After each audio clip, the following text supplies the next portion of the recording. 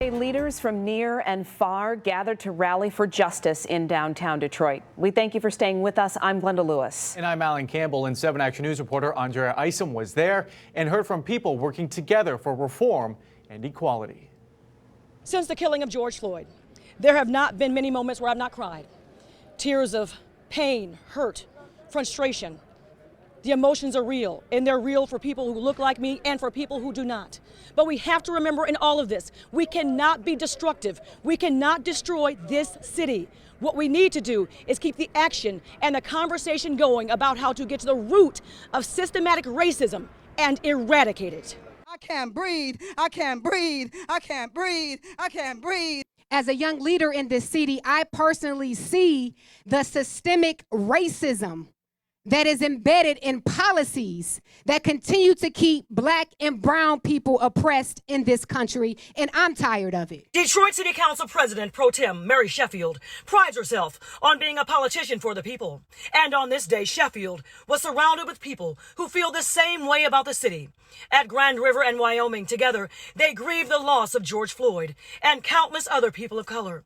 Now, as they continue to protest, they determine ways to be progressive, strategic, and always standing on the pride and the spirit of Detroit. Because I want justice.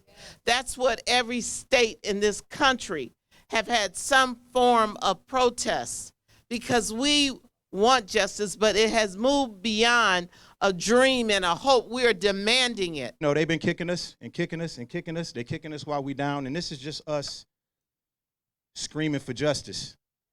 They don't want to scream in revenge. Someone who's been a part of a successful protest, I understand that it takes organization and it takes knowing exactly what it is that you want. We realize we got an issue in the city of Detroit. We've been had issues in the city of Detroit, but I must tell you, we are doing better. We are doing a lot better than a lot of these other cities. Shout out to Chief James Craig. We gotta do what's right. We gotta come together at all times. We cannot get tricked. Them folks is the masters of manipulation. We cannot get manipulated. We can't use our anger the wrong way. You take a stand when you become reactionary. You become the stand when you make it a lifestyle. In order for us to rise, we gotta fight.